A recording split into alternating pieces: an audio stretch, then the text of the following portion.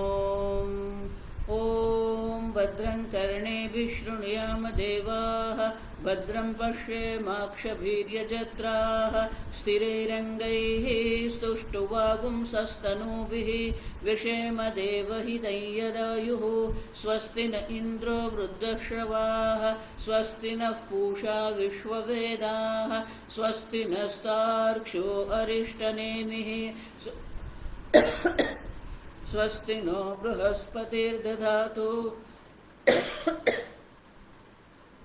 ॐ शान्ति शान्ति शान्तिः ॐ सहना भवतु सहनौ भुनक्तु सह वीर्यं करवावहै तेजस्विनावधीतमस्तु मा विद्विषावहै ॐ शान्ति शान्ति शान्तिः सदाशिवसमारम्भां शङ्कराचार्यमध्यमाम् अस्मदाचार्यपर्यन्तां वन्दे गुरुपरम्परां श्रुतिस्मृतिपुराणानाम् आलयं करुणालयं नमामि भगवत्पादं शङ्करं लोकशङ्करं शङ्करं शङ्कराचार्यं केशवं बादरायणं सूत्रभाष्यकृतौ वन्दे भगवन्तौ पुनः पुनः ईश्वरो गुरुरात्मेति मूर्तिभेदविभागिने व्योमवद्व्याप्तदेहाय दक्षिणामूर्तये नमः निधये सर्वविद्यानां विषजे भवरोगिणां गुरवे सर्वलोकानां दक्षिणामूर्तये नमः ॐ नमः प्रणवार्थाय शुद्धज्ञानैकमूर्तये निर्मलाय प्रशान्ताय दक्षिणामूर्तये नमः ॐ प्रज्ञानांशो प्रतानै स्थिरचरनिकरव्यापिभिर्व्याप्य लोकान् भुक्त्वा भोगान् सविष्टान् पुनरपि दिशणोद्भासितान् कामजन्यान् हित्वा सर्वान् विशेषान् स्वपिति मधुरभुं मायया भोजयन्नः मायासङ्ख्यातुरीयं परममृतमजं ब्रह्म यत्तन्नतोऽस्मि यो विश्वात्मा विदिजविषयान् प्राश्य भोगान् स्थविष्टान् पश्चाच्चान्यान् स्वमतिविभवान् ज्योतिषा स्वेन सूक्ष्मान् सर्वानेतान् पुनरपि शनैः स्वात्मनि स्थापयित्वा हित्वा सर्वान् विशेषान् विगतगुणगणः पात्वसौ न स्तुरीयः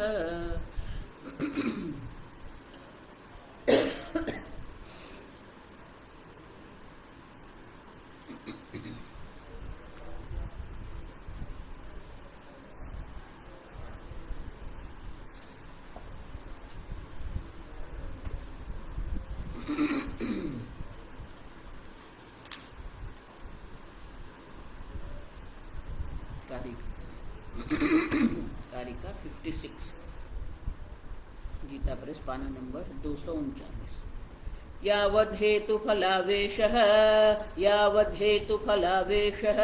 संसारस्तावदायतः क्षीणे हेतुफलावेशे संसारन्न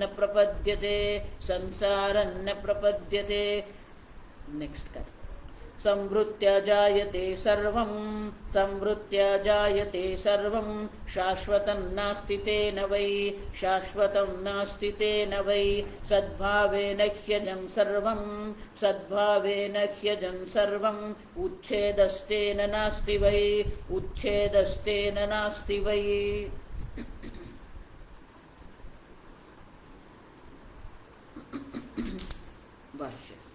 संवृत्त्या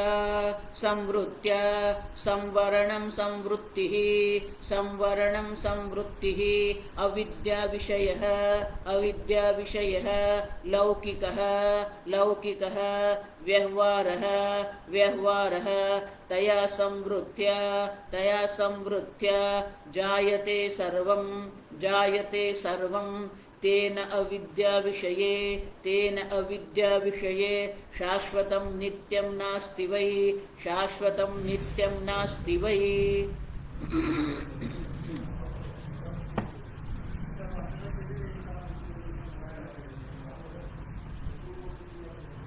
गौड़पादाचार्य जी स्पष्ट रूप से कह रहे हैं।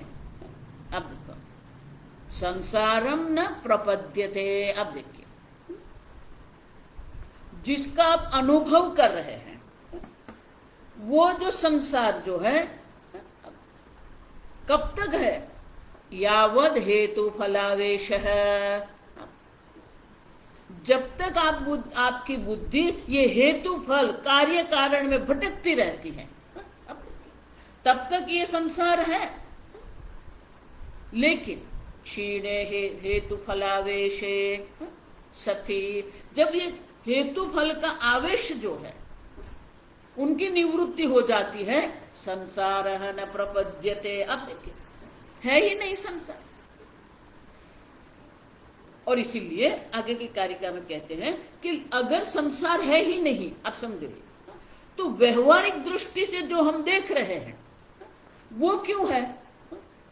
पारमार्थिक दृष्टि से अगर संसार है ही नहीं, अब देखिए, और वो संसार जो है हम आगे देख के गए कि वो अनिर्वचनीय है। नहीं है ऐसा भी हम नहीं कह सकते हैं, है ऐसा भी हम नहीं कह सकते हैं। अब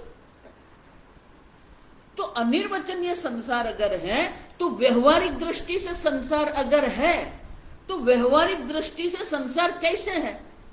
अगर पारमार्थिक दृष्टि से संसार है ही नहीं, अब देखिए, कोई कार्य कारण नहीं है, तो व्यवहारिक दृष्टि से क्यों है? तो उनका उत्तर ये 57वीं कारिका में गौड़पादाचार्य जी कहते हैं, संवृत्य जायते सर्वम। अब देखो, व्यवहारिक दृष्टि से हम जो भी कुछ अनुभव कर रहे हैं, सर्वम जायते। अब देखो, ये सर्व पदार्थों की जो उत्पत्ति जो है, बाह्य पदार्थ हम देख गए, जाति आभास है, चल आभास है, वस्तु आभास जो है। अब देखिए, ये जितने भी जाति आभास, चलाभास और वस्तु आभास जो भी कुछ व्यवहारिक दृष्टि से है, वो किसके कारण है? संवृत्या जायते सर्वम। संवृत्या, क्यों? क्योंकि आत्मा तत्व अगर एक अद्वितीय है तो किसी की उत्पत्ति की संभावना नहीं है। और इसीलिए गौड़पादाचार्य जी जो कह रहे हैं,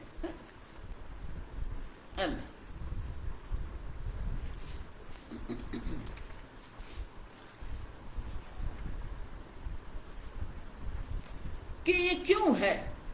अब तो ये कारिका जो है, कारिका के पहले का भाष्य है, ननो ननो अजाद आत्मनः अन्यत अन्यत नास्ति एव तत्कथम हेतुफलयोः संसारस्य च उत्पत्ति विनाशौ उच्येते। अगर आप कह रहे हैं आत्मा एक अद्वितीय है, अज है, अब देखिए, कूटस्थम अद्वितीय आत्म तत्व इच्छता कूटः जन्मनाश व्यवह्रियते। अब अगर आत्मा में जन्म मृत्यु है ही नहीं, उत्पत्ति नाश है ही नहीं, आप देखिए, तो जन्म मृत्यु नहीं है, उत्पत्ति नाश नहीं है, आत्म तत्व की दृष्टि से अगर देखते हैं तो है ही नहीं। तो कथम हेतु फलयो संसारस्य च उत्पत्ति नाशो, तो किस कारण से ये संसार जो है, ये संसार का संसार की उत्पत्ति और संसार का जो नाश जो है, किस कारण से है? व्यवहारिक दृष्टि से तो ये सब है। देखो, इसलिए मैंने कहा ना, संसार भी एक नाटक है, भक्ति भी एक नाटक है, वेदांत भी नाटक ही है, आप समझो।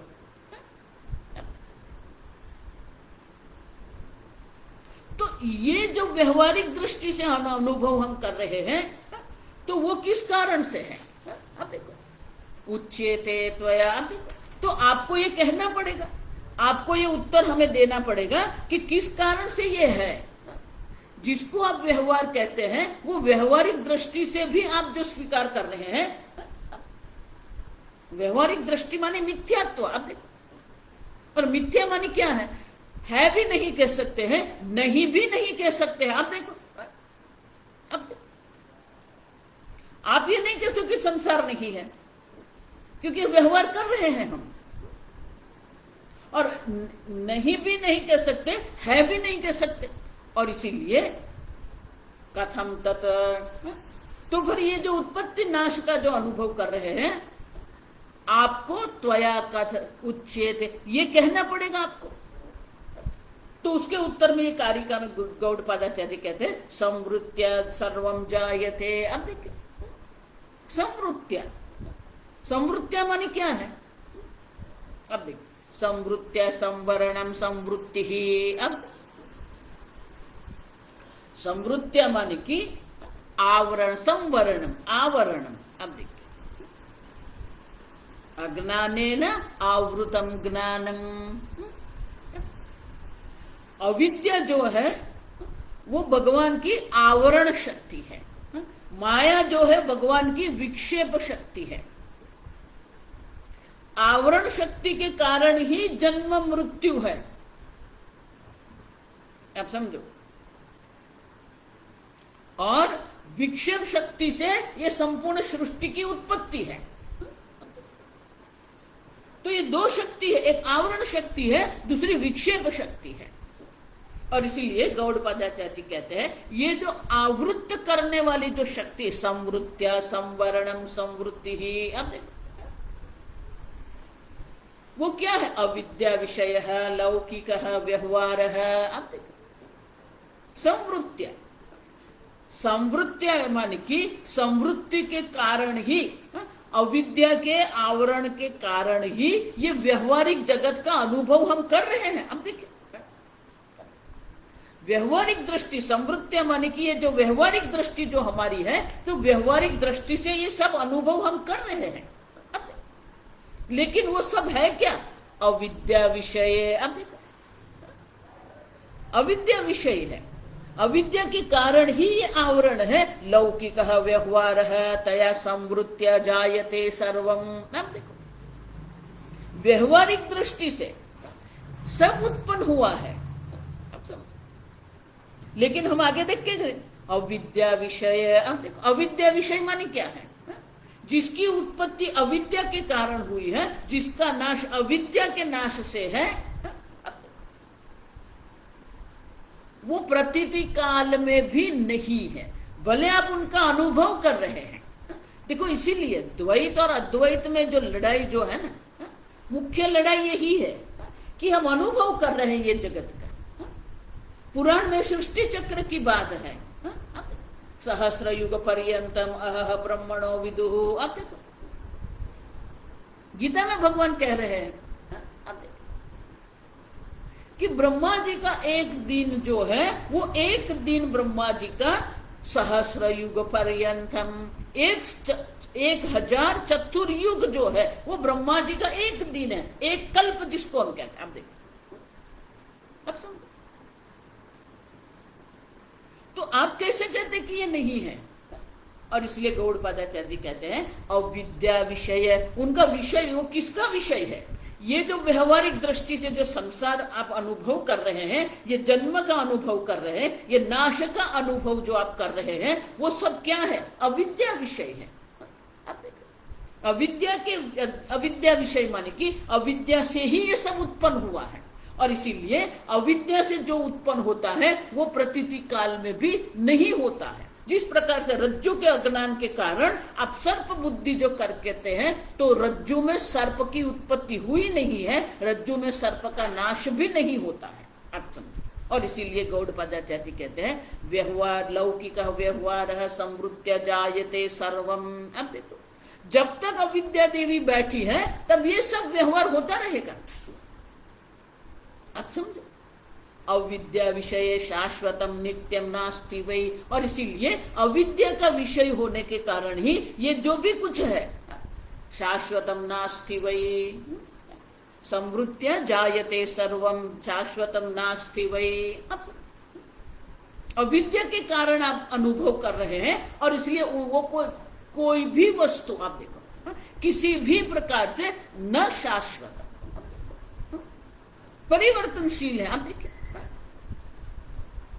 और इस कारण से ही अविद्या के कारण ही हम कहते हैं कि ये जगत की उत्पत्ति हुई, ये जगत की स्थिति है, ये जगत का नाश है। आप देखो, व्यवहारिक दृष्टि से सब है, पारमार्थिक दृष्टि से कुछ भी नहीं है।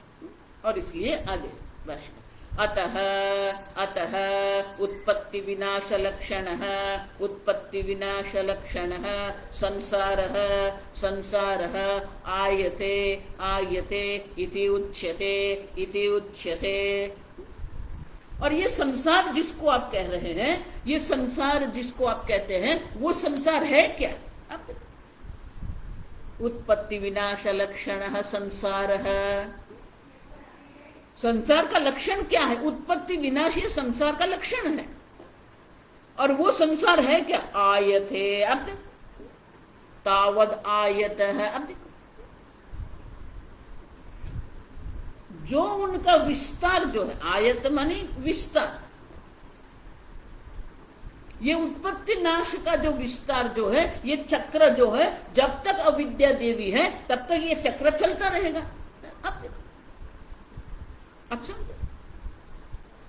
देखो, ब्रह्मा जी के एक दिन में सहस्र युग पर्यंतम, और जब ब्रह्मा जी की रात्रागमे प्रलीयन्ते प्रभवत्य हरागमे, ब्रह्मा जी की रात्रि के समय पर सब प्रलय ब्रह्मलोक के सिवाय बाकी सबका प्रलय हो जाता है। और प्रभवती अहरागमे, ब्रह्मा जी का दिन का आरंभ होता है, तब ये सबकी उत्पत्ति होती है। तो ब्रह्मा जी के एक वर्ष में 360 दिन है। अब 360 दिन है, उनका अर्थ क्या हुआ? 360 बार ये उत्पत्ति विनाश होता है। और ऐसे 100 वर्ष का ब्रह्मा जी का आयुष्य है। अब देखिए,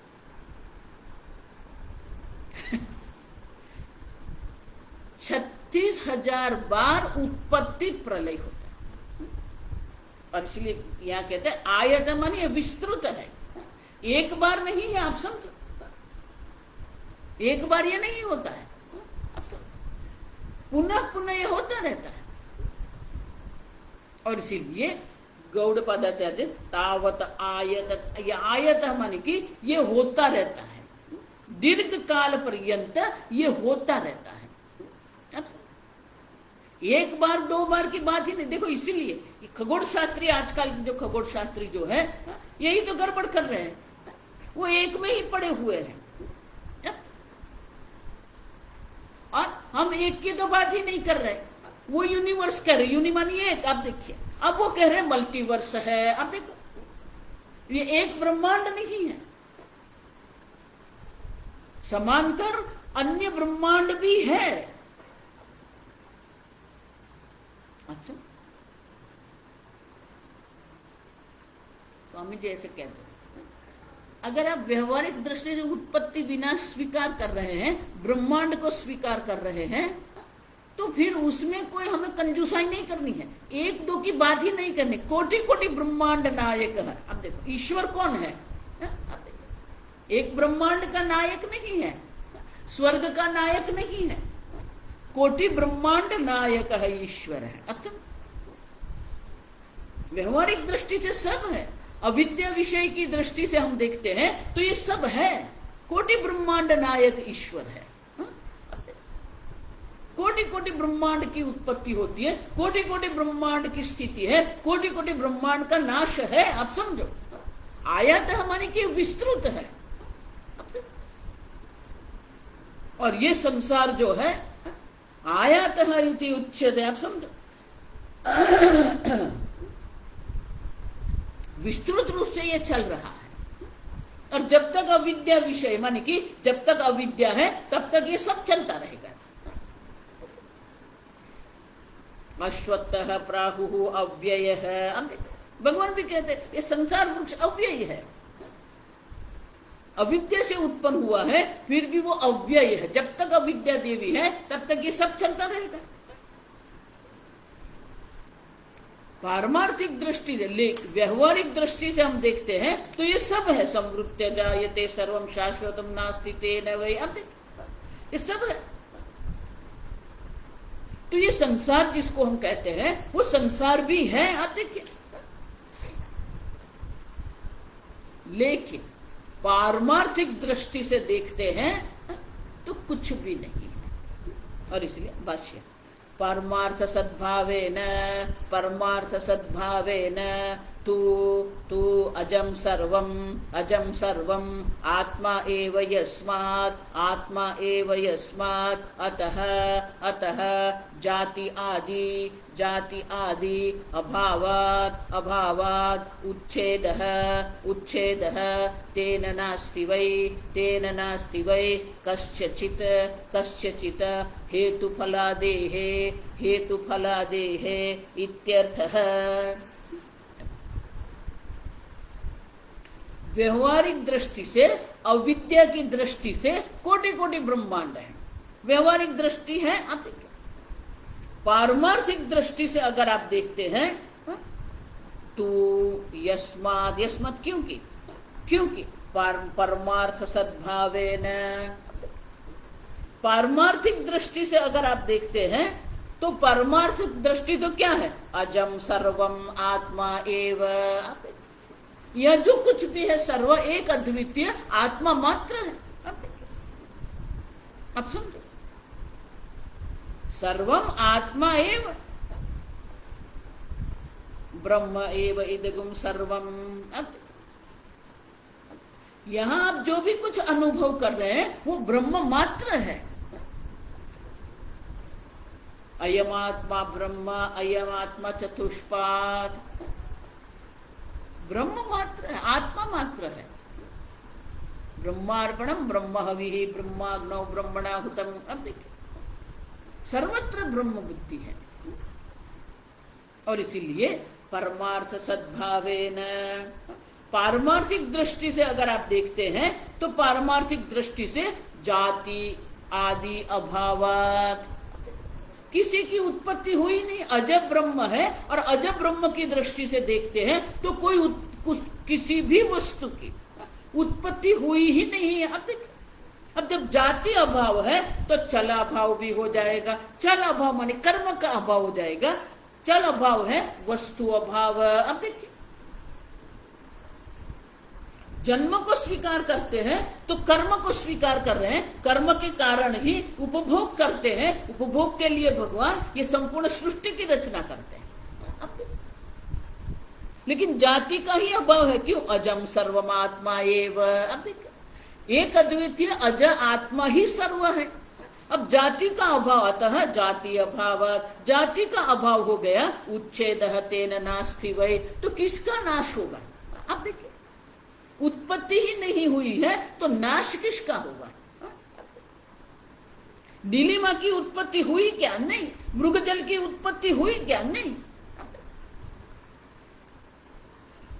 उत्पत्ति है तो नाश की चिंता हमें करनी पड़ेगी। और इसीलिए कहते हैं कि उत्पत्ति ही नहीं है। जब उत्पत्ति नहीं है तो उच्छेद भी नहीं है। अब देखिए, और इसीलिए जाति अभाव, जाति का अभाव है और इसलिए उच्छेद का, नाश का भी अभाव ही है। अब देखिए, सद्भावेन हि अजम सर्वम उच्छेदः तेन नास्ति वै। अब देखो, सद्भावेन, पारमार्थिक दृष्टि से, सद मानी पारमार्थिक दृष्टि।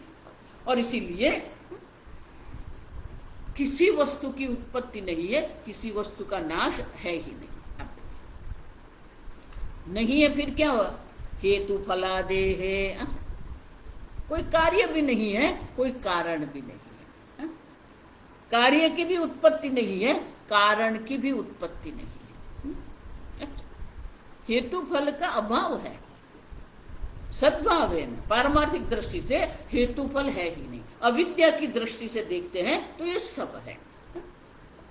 और इसीलिए व्यवहारिक दृष्टि भी जो है वो किस कारण के है? अविद्या के कारण है। अविद्या से ही ये सब दिख रहा है। अविद्या से ही हमें सर्प की बुद्धि होती है। सर्प बुद्धि होकर वहां हम भय बुद्धि भी करते हैं। सर्प की निवृत्ति के लिए प्रवृत्ति भी करते हैं हम। प्रवृत्ति भी है, भय भी है, सब है। जब तक रज्जु का ज्ञान नहीं होता है तब तक ये सब चलता है। उसी प्रकार जब तक एक अद्वितीय अयम आत्मा ब्रह्म ज्ञान नहीं होता है तब तक ये सब है। हम मना नहीं कर रहे हैं, लेकिन उनका पारमार्थिक दृष्टि से कोई अस्तित्व नहीं है। तो उनका अर्थ क्या हुआ? तात्विक दृष्टि से कुछ भी नहीं है। तो अगली कारिका में कहते हैं धर्माय इति जायन्ते, धर्माय इति जायन्ते, जायन्ते तेन तत्त्वतः, जायन्ते न तत्त्वतः, जन्म मायोपमं तेषां, जन्म मायोपमं तेषां, सा च माया न विद्यते, सा च माया न विद्यते। अब देखिए धर्माः ये इति जायन्ते, अब देखो धर्माः आत्मा, अब देखो अब आप जो कह रहे हैं धर्माः ये सब जीवों की उत्पत्ति हुई, आप देखिए तो ये जितने भी जीवों की उत्पत्ति आप देख रहे हैं, जायन्ते न तत्त्वतः, तात्विक दृष्टि से किसी की कोई उत्पत्ति नहीं है। देखो इसीलिए मैं ये कठोपनिषद का जो वाक्य जो है, मंत्र जो है, और भगवद गीता का जो है, न जायते म्रियते वा कदाचित, कदाचित, कदाचित माने कभी भी नहीं। ऐसा नहीं है, आप समझो। बहुत सारे लोग वेदांत में भी ये बहुत बड़ी गलती करते हैं, ये भूल कर रहे हैं ये लोग, आप समझो,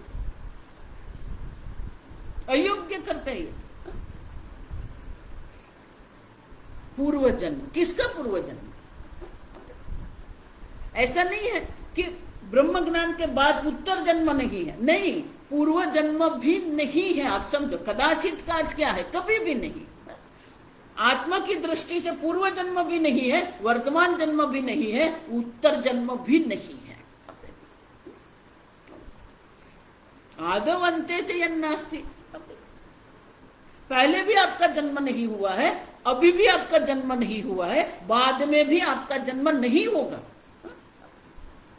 ऐसा मत, ये गड़बड़ मत करना।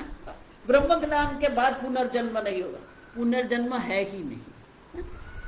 गौड़पादाचार्य जी कहते हैं जायते न तत्त्वतः, तात्विक दृष्टि से किसी भी वस्तु की कोई उत्पत्ति हुई ही नहीं है। अब देखो पूर्व जन्म की कौन सी बात कर रहे हैं?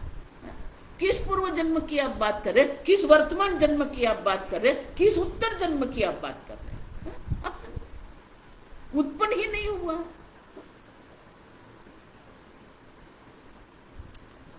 तो फिर ये जन्म क्या है? जन्म मायापमं तेषाम, उन लोगों के लिए जो जन्म, जिसको जो लोग कह रहे हैं, वो लोग जो जन्म मृत्यु को स्वीकार कर रहे हैं, उनके लिए जन्म भी क्या है? मायापमं, माया समान है, माया सदृश्य है। अब देखो, और वो माया भी क्या है? साच माया न विद्यते। अब देखो वो माया है ही नहीं। अब देखो माया शब्द का ही अर्थ क्या है? या मा सा माया। अब देखो जो है ही नहीं। अब देखिए फिर भी वो दिख रही है। साच माया न विद्यते, माया है ही नहीं, अविद्या भी नहीं। आते आत्म तत्व की दृष्टि से अगर आप देखते हैं, नित्य चैतन्य स्वरूप जो आत्मा है, स्वतः सिद्ध स्व प्रकाश चैतन्य स्वरूप आत्मा है, उनकी दृष्टि से अज्ञान की कोई संभावना ही नहीं है। आदि शंकराचार्य जी क्षेत्रज्ञम चापिमाम विद्धि सर्व क्षेत्रेषु भारत, ये वाक्य पर विस्तृत भाष्य लिखते हैं। चैतन्य की दृष्टि से अविद्या की कोई संभावना नहीं है, क्योंकि स्वतः सिद्ध स्व प्रकाश चैतन्य है। और बुद्धि की दृष्टि से भी अविद्या नहीं, क्योंकि बुद्धि तो जड़ है। सात्विक पंच महाभूत से बुद्धि उत्पन्न हुई है, तो ये बुद्धि तो कार्य है, जड़ है। तो ज्ञान जिसको हम कहते हैं, सुख हम जिसको कहते हैं, वो जड़ में नहीं होता, चेतन में होता है। सुख का अधिष्ठान जो है वो चैतन्य होता है, ज्ञान का अधिष्ठान भी चैतन्य होता है। तो बुद्धि की दृष्टि से देखते तो भी अज्ञान की संभावना नहीं है, आत्मा की दृष्टि से देखते तो भी अज्ञान की संभावना नहीं है। अब समझो। तो प्रतिपक्षी पूछ रहा है, तो फिर ये अज्ञान है क्या, कहाँ है? कस्य अविद्या। अब देखो, ये अविद्या किसकी है? शंकराचार्य जी कहते हैं प्रष्टु हो, जो पूछ रहा है ना उसकी अविद्या है। पूछ रहा है वही सिद्ध करता है कि अविद्या है। अब समझो, आत्मत्र माया है ही नहीं, अविद्या है ही नहीं। आप समझो, जीव की दृष्टि से जिसको हम अविद्या कहते हैं, वो अविद्या चैतन्य की दृष्टि से संभव ही नहीं है। और माया जो विक्षेप शक्ति कहते वो भी नहीं है। अब क्यों? देखो, मिथ्या की जो व्याख्या है ना, आपको वो तो याद रखना पड़ेगा, तब ये वेदांत आप समझ। मिथ्या किसको कहते हैं? सदसद्भ्याम निर्वचनीयम हम देख के गए, जिसको है भी नहीं कह सकते हैं, जिसको नहीं भी नहीं कह सकते, वो संसार है। अब देखिए, और वही जो संसार है किसके कारण है? माया। आप देखो, माया समान है, वो माया सदृश है, लेकिन माया है क्या? मायाध्यक्षेण प्रकृति ही सूयते सचराचरम। मायां तु प्रकृतिं विद्धि मायिनं च महेश्वरम। ये माया जिसको आप कह रहे हैं वो प्रकृति है। हम देखिए, प्रकर्षेण कृति योग्यत्वात् प्रकृति। ये माया में ये ब्रह्मांड बनने की संभावना है, लेकिन माया स्वतंत्र है। मायिनम तु महेश्वरम। माया को अपने वश में करके ये संपूर्ण ब्रह्मांड है। माने कि माया का अपना कोई स्वतंत्र अस्तित्व नहीं। माया न विद्यते, माने कि माया का अपना कोई स्वतंत्र अस्तित्व नहीं। मायिनम मयाध्यक्षेण प्रकृति सूयते सचराचरम। भगवान कहते हैं प्रकृति स्वतंत्र रूप से ये कुछ नहीं कर सकती है, मेरे अध्यक्षता, मेरे सानिध्य से ये प्रकृति सब कर रही है।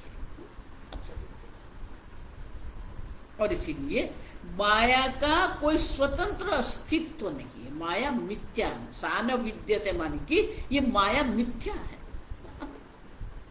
अब उनका कोई स्वतंत्र अस्तित्व है। उसे संस्कृत में क्या कहते हैं? अधिष्ठान अनन्यत्वम।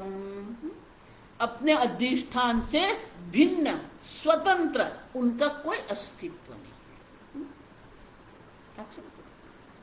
जीव माया के अधीन है, लेकिन माया ईश्वर के अधीन है। जो सत्य है वो तो ईश्वर है, ब्रह्म है। और इसलिए गौड़पादाचार्य जी कहते हैं माया है ही नहीं। माया साच माया न विद्यते, वो माया है ही नहीं। अब देखिए, माया है आप कहेंगे फिर सब चलेगा, फिर उत्पत्ति भी है, फिर नाश भी है। अब देखिए, और इसीलिए माया की दृष्टि से सब दिख रहा है, लेकिन सही में कुछ नहीं। भाष्य, येपि आत्मनः अन्ये च धर्माः जायन्ते इति कल्प्यन्ते ते इति एवं प्रकाराः यथोक्ताः संवृत्तिर्निर्दिश्यते इति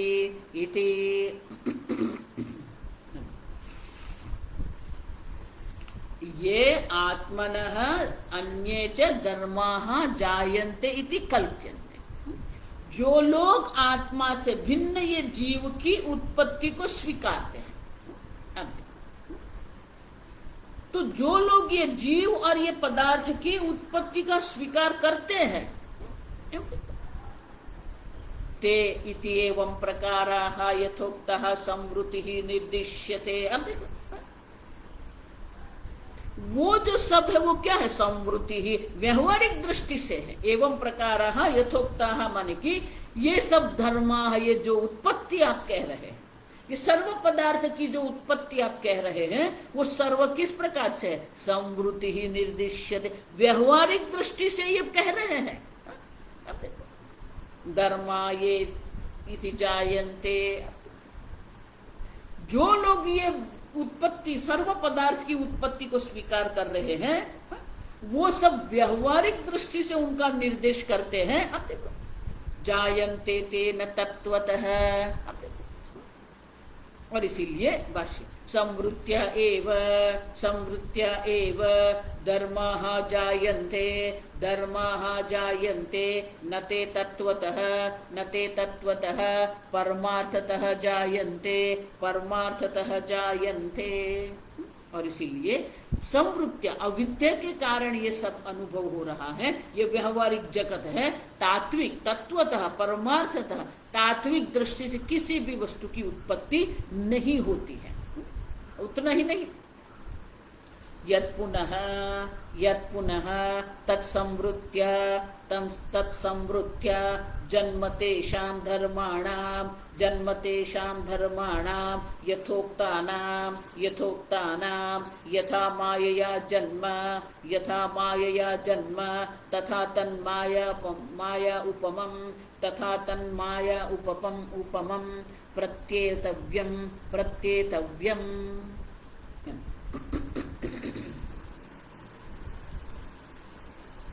यत् पुनः तत्संवृत्य जन्म तेषां धर्माणां यथोक्तानां,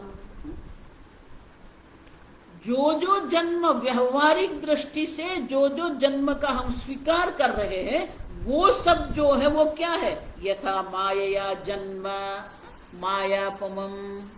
मायोपमम, जिस प्रकार से माया से हस्ती आदि की उत्पत्ति होती है, जादू के कारण सब उत्पन्न होता है। जादूगर हमें बहुत कुछ दिखाता है, लेकिन वो जो उत्पत्ति जो हम देख रहे हैं वो जादू मात्र है, सही में कोई उत्पत्ति नहीं है। आप देखो उसी प्रकार से ये जन्म, जो लोग ये जन्म का स्वीकार कर रहे हैं वो जन्म भी माया समान, माया सदृश ही है। अब देखो इति शंकराचार्य जी कहते हैं प्रत्येतव्यम मानी आपको ये निश्चय करना पड़ेगा कि ये जितना भी व्यवहारिक जगत के पदार्थ की उत्पत्ति और नाश हम देख रहे हैं वो माया समान, जादू समान है, वो दिख रहा है, सही में नहीं है। प्रत्येतव्यम निश्चितव्यम। अब ये निश्चय शास्त्र का नहीं, ये निश्चय गौड़पादाचार्य जी का नहीं, ये निश्चय आदि शंकराचार्य जी का नहीं, ये निश्चय आपका होना चाहिए। ये आपको निश्चय करना है। न जायते तत्वतः, तात्विक रूप से किसी की उत्पत्ति नहीं है। जिस प्रकार से माया जादू से ये सब हमें दिख रहा है लेकिन सही में कोई जन्म नहीं होता है, उसी प्रकार से किसी का कोई जन्म हुआ ही नहीं है। बस माया नाम वस्तु तरही न एवं सा च माया न विद्यते माया इति अविद्यमानस्य आख्या इति अभिप्रायः। ठीक है, माया के समान ये सब हो रहा है तो माया को तो स्वीकारते हैं ना। माया नाम वस्तु तरही, माया नाम की वस्तु तो स्वीकारते न एवं नहीं, क्यों? साच माया न विद्यते, वो माया भी नहीं है, क्यों? माया इति अविद्यमानस्य आख्या इति अभिप्रायः। ये जो अविद्यमान जो है ये अविद्यमान वस्तु जो व्यवहारिक दृष्टि से आप अनुभव कर रहे हैं, उनका नाम ही माया है। माया अविद्यमान से आख्यायिति। आप देखिए, जो नहीं है और फिर भी आप उनका व्यवहार कर रहे हैं, आप उनका अनुभव कर रहे हैं, उसी को हम माया कहते हैं। माया नाम माने कि यही माया का नाम है। आख्या मानी नाम। माया क्या है? कोई वस्तु है क्या? नहीं। व्यवहारिक दृष्टि से आप अनुभव जो कर रहे हैं वही माया है। आप समझ? माने कि तात्विक दृष्टि से उत्पत्ति नाश नहीं है, उसी प्रकार से तात्विक दृष्टि से माया भी नहीं है। माया न विद्यते माने कि ये जो अविद्यमान वस्तु जो जिसका अनुभव आप कर रहे हैं वो माया मात्र है। माया से ही ये सब हो रहा है, लेकिन माया स्वयं में नहीं है, क्योंकि माया का मायिनम, मायावी परमात्मा से भिन्न कोई स्वतंत्र अस्तित्व नहीं है, और इसीलिए माया भी मिथ्या है। साचन विद्यते माने कि माया भी मिथ्या ही है। आप सब माया का कोई स्वतंत्र अस्तित्व नहीं, और इसीलिए जिसका स्वतंत्र अस्तित्व नहीं है, जो मिथ्या है, उनका कोई अस्तित्व नहीं है। आप समझे? और इसीलिए गौड़पादाचार्य कहते हैं साच माया न, वो माया भी नहीं है। आगे का भाष्य। कथम माया माया उपमं तेषां, कथम माया उपमं तेषां धर्माणां धर्माणां जन्म इति आह, जन्म इति आह। तो बोले माया से ये सबका जन्म हुआ है, ये माया समान है। तेषाम धर्माणाम जन्म, ये जितने बाह्य पदार्थ है, सब बाह्य पदार्थ के जो जन्म जो है वो माया सदृश है। वो किस प्रकार से? कथम, किस प्रकार से? वो माया समान क्यों कहते हैं आप? है ऐसा क्यों नहीं कहते? जन्म है। आप देखिए क्यों आप कह रहे हैं कि माया के समान है? तो उनका उत्तर अगली कारिका में गौड़पादाचार्य जी हमें देते हैं। यथा माया मयाद बीजात, यथा माया मयाद बीजात जायते तन्मयोंकुरः, जायते तन्मयोंकुरः, नासौ नित्यो न चोच्छेदी, नासौ नित्यो न चोच्छेदी, तद्वद्धर्मेषु योजना, तद्वद्धर्मेषु योजना। गौड़पादाचार्य जी कहते हैं किस प्रकार से ये माया से सब है, माया समान क्यों कहते हैं? यथा माया मया बीजा जायते तन्मयः अंकुरः, मायामय बीज से मायामय अंकुर की ही उत्पत्ति है। आप देखिए बीज ही मायामय है। आप देखो तो मायामय बीज से मायामय अंकुर है। देखो ये जगत माया जिसको हम कहते हैं ना, माया उपमम, भले गौड़पादाचार्य जी कहते हैं साच माया न विद्यते, आप समझो ठीक सही है? लेकिन ये माया जो है ना, आप जितनी सरलता से उनको ले रहे हैं उतनी सरल माया नहीं है। इसलिए गीता में भगवान क्या कहते हैं?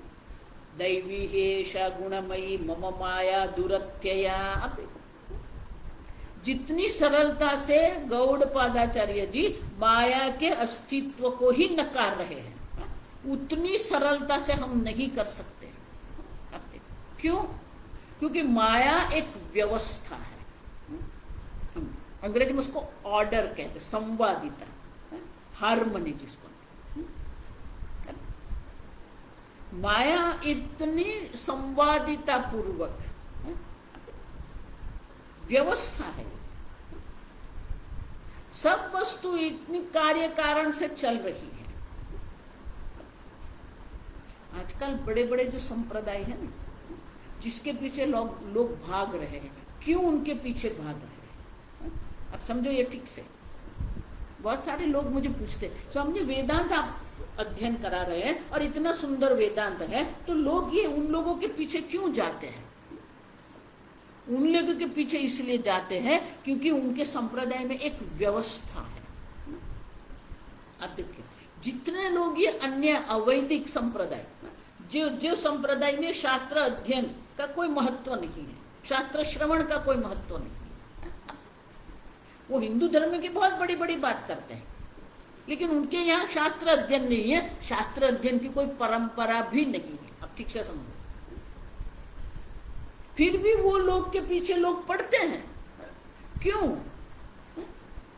क्योंकि वहां एक व्यवस्था, बाह्य दृष्टि से एक व्यवस्था वहां पर है, और हमारी बुद्धि की ये दुर्बलता है। तो जहां वो व्यवस्था देखती है ना, वहां वो समर्पित हो जाती है। अच्छा, कई लोग मुझे, स्वामी जी वहां 5000 लोग थे, इतनी शांति थी, सब व्यवस्था थी, वो महाशिवरात्रि पर हम वहां गए थे, इतना बढ़िया। तो आपने क्या देखा? वहां शिव भक्ति नहीं देखी आपने, वहां की व्यवस्था पर आप समर्पित हो गए। स्वामी जी आप वहां जाएंगे, पिन ड्रॉप से एक बार आप आश्रम में जाएंगे, इतनी शांति है। ठीक है, वो बाह्य शांति है।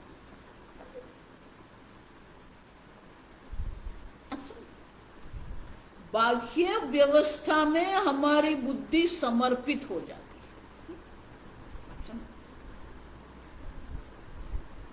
तो मैं ये कह रही हूं कि अगर ये एक 5000 लोग की व्यवस्था देखकर अगर आपकी बुद्धि समर्पित होती है, तो ये संपूर्ण ब्रह्मांड की व्यवस्था क्यों नहीं देखते हैं आप? छोड़ दो ब्रह्मांड को, ये आपके शरीर को देखो, यहां जो संवादिता है। अब देखो, शरीर में भी अपनी एक घड़ी है, आप देखो, बायो क्लॉक जिसको हम कहते हैं, बिल्कुल घड़ी से ये चल रही, एक एक क्षण से ये शरीर चल रहा है। ये शरीर में जो व्यवस्था है, जिस प्रकार की व्यवस्था इस शरीर में है, तो ये व्यवस्था पर आप क्यों समर्पित नहीं होते हैं? ये शरीर एक चमत्कार है, बाह्य चमत्कार से आप समर्पित हो जाते हैं, ये चमत्कार से आप समर्पित क्यों नहीं होते हैं? अब समझो, माया यही है, व्यवस्था के पीछे हमारी बुद्धि को दौड़ाती है। तो ये देखो, स्वामी जी के भी जो ज्ञान गुरु जो थे ना, स्वामी तारानंद जी महाराज, वैसे तो बहुत शांति से बैठे रहते थे। तो जब मैंने ये 94 में जब ये वेदांत अध्ययन का आरंभ किया, तो ऐसे स्थान पर मैंने आरंभ किया था जहां वेदांत किसी ने सुना ही नहीं था, और लोग ये चमत्कार के पीछे पड़े हुए थे। ये चमत्कार ही देखो आप सब। तो प्रत्येक वर्ष में ऋषिकेश जाती थी, पूज्य स्वामी जी थे वहां पर, स्वामी जी के शिविर लगते थे, और वहां पर स्वामी जी के गुरु जी तारानंद जी महाराज भी होते थे। तो स्वामी तारानंद जी महाराज के पास भी सत्संग के लिए हम जाते थे। तो वो जानते थे कि मैंने ये अध्ययन का आरंभ किया, तो पूछते थे वो, कैसा चल रहा है आपका अध्ययन? तो फिर मैंने स्वामी जी को ऐसे ही बोल दिया, स्वामी जी क्या वेदांत अध्ययन, लोगों को तो चमत्कार के पीछे, चमत्कार को ही नमस्कार करते हैं। तो उन्होंने सामने से प्रश्न किया। अब देखो, बोले आप जानते हो सबसे बड़ा चमत्कार क्या है? अब देखिए, मैंने कहा कि ये चमत्कार हमारी समस्या है, जिसके कारण लोग वेदांत में नहीं आते हैं। अब वो मुझे कह रहे हैं, अब देखिए, आप जानते हो सबसे बड़ा चमत्कार क्या है? नहीं स्वामी जी, मैं नहीं जानती। तो आप बोले अब देखिए मैं आपको बताता हूँ सबसे बड़ा चमत्कार क्या है। अब मेरे मन में इतने प्रश्न उठ रहे थे और ये स्वामी जी मुझे कह रहे हैं मैं सबसे बड़ा चमत्कार आपको दर्शाता। तो मेरा मन है ना बिल्कुल एकदम सावधान हो गया, अरे किस चमत्कार की बात कर रहे हैं।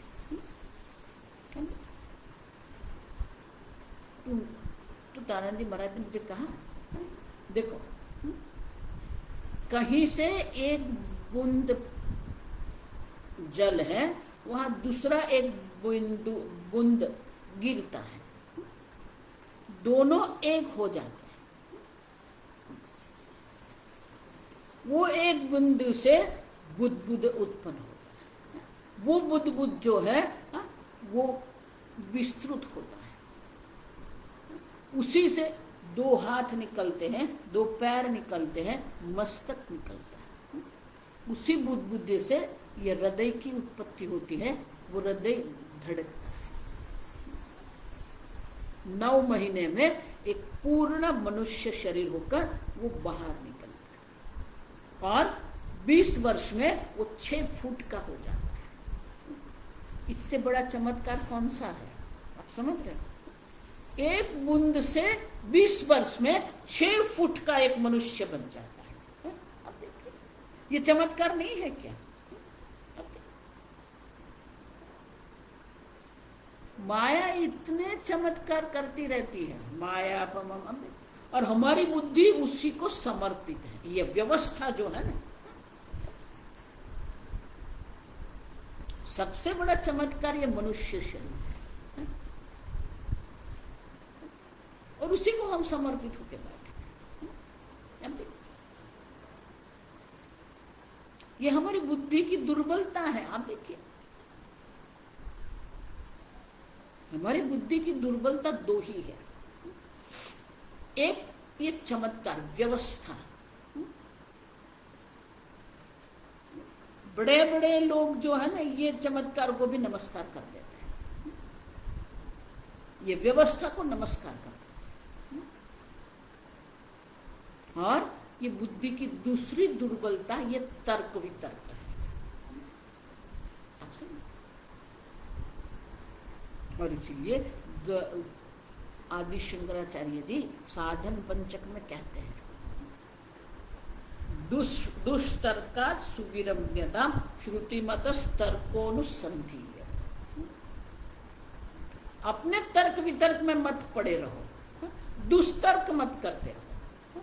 श्रुतिमतस तर्कोनुसंधीय, श्रुति माता जो हमें जिस तर्क को देती है वो तर्क को हमें अनुसरण करना है।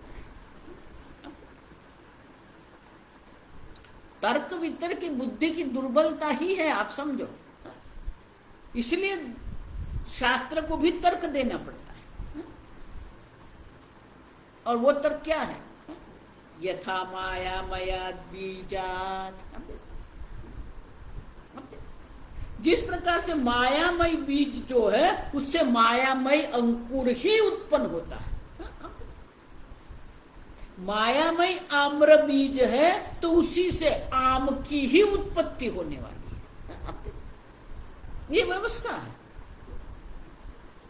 ये मनुष्य है तो मनुष्य की ही उत्पत्ति होगी। मायामय माने एक व्यवस्था है, एक तर्क है, लेकिन वो मायामय है माने क्या है? साच माया न विद्यते। माया बीज से ही माया अंकुर की उत्पत्ति होती है और इसीलिए न असौ नित्य है न च उच्छेदी तद्धर्मेषु योजना। अगर मायामय बीज से मायामय अंकुर की उत्पत्ति होती है तो वो जो सब पदार्थ उत्पन्न हो रहे हैं तो मायामय से ही उनका नाश है। मायामय जन्म है और मायामय उच्छेद भी है, आप समझो। और इसीलिए न असौ नित्य है, उनकी कोई नित्यता न उच्छेद, न उनका नाश है। नित्य भी नहीं है, उनका नाश भी नहीं। क्यों? मायामय सब है। तद्धर्मेषु योजना, गौड़पादाचार्य कहते हैं सर्वधर्म सर्व पदार्थ के लिए यही हमें योजना माने, यही तर्क जोड़ना है। सब स्थान पर यही तर्क हमें जोड़ना है। सही में कोई उत्पत्ति, मायामय से ही ये उत्पत्ति है, मायामय ही उच्छेद है। माने कि कुछ नित्य है ही नहीं, माया भी नित्य नहीं है, माया से जो उत्पत्ति वो भी नित्य नहीं है, माया से जो उच्छेद नाश है वो भी नहीं है। भाष्य, यथा मायामयात् आम्रादि बीजात् जायते तन्मयः मायामयः अंकुरः न असौ अंकुरः नित्यः न च उच्छेदी विनाशी वा अभूतत्वात् तद्वत एव धर्मेषु जन्मनाशादि योजना युक्तिः न तु परमार्थतः धर्माणां जन्मनाशः वा युज्यते इत्यर्थः। बहुत सरल है, कुछ है नहीं ज्यादा। यथा मायामयात् आम्रबीजात् जायते तन्मय मायामय अंकुरः, मायामय बीज है तो अंकुर भी मायामय, माने कि न उनकी नित्यता है न उनका नाश है। मायामय जन्म है तो नाश भी मायामय ही है। आप देखो, माने कि अभूतत्वाद, अभूत है ही नहीं। तद्वत धर्मेशु जन्मनाशादि योजना, धर्मेशु माने ये सर्व जीव की जो उत्पत्ति नाश आप देख रहे हैं वो भी उसी प्रकार से योजना युक्ति, ये तर्क है। आप देखिए, न तो परमार्थतः धर्माणाम जन्मनाश वा युज्यते इत्यर्थः। ये कारिका का अर्थ यही है कि पारमार्थिक रूप से कोई जन्म नहीं, कोई पदार्थ की उत्पत्ति नहीं हुई है, पारमार्थिक रूप से किसी भी पदार्थ के नाश नहीं है। अब देखिए, व्यवहारिक दृष्टि से सब है लेकिन वो सब मायामय है, माया समान है। माया की दृष्टि से ये सब है, व्यवहारिक दृष्टि से ये सब है। पारमार्थिक दृष्टि से अगर आप देखते हैं तो न किसी का जन्म हुआ है न किसी का नाश है। तो माया के कारण, विक्षेप शक्ति के कारण ये सब हमें दिख रहा है, अविद्या शक्ति के कारण ये सब हमें अनुभव हो रहा है।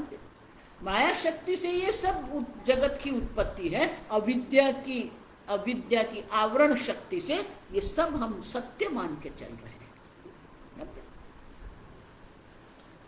एक अद्वितीय आत्म तत्व की दृष्टि से अगर देखते हैं तो कुछ भी नहीं। देखो, इसीलिए भगवान का जो वाक्य है ना, मत्स्थानि सर्वभूतानि, व्यवहारिक दृष्टि से, माया शक्ति की दृष्टि से देखते हैं तो ये सब भूत मुझ में है, लेकिन मेरे पारमार्थिक स्वरूप की सच्चिदानंद ब्रह्म की दृष्टि से अर्जुन देखते हैं न च मत्स्थानि, कुछ भी नहीं। आप देखिए, गीता भी अजातवाद ही है, आप समझो। न च मत्स्थानि, अर्जुन मुझ में कुछ है ही नहीं, कुछ उत्पन्न भी नहीं हुआ है, किसी का नाश भी नहीं। और इसीलिए गौड़पादाचार्य भी कहते हैं कि माया ही नहीं है तो माया से उत्पन्न हुआ जन्म नाश भी नहीं। आगे हम कल देखें। ओम असतो मा सद्गमय तमसो मा ज्योतिर्गमय मृत्योर्मा अमृतंगमय। ओम पूर्णमदः पूर्णमिदं पूर्णात् पूर्णमुदच्यते पूर्णस्य पूर्णमादाय पूर्णमेवावशिष्यते। ओम शांति शांति शांति।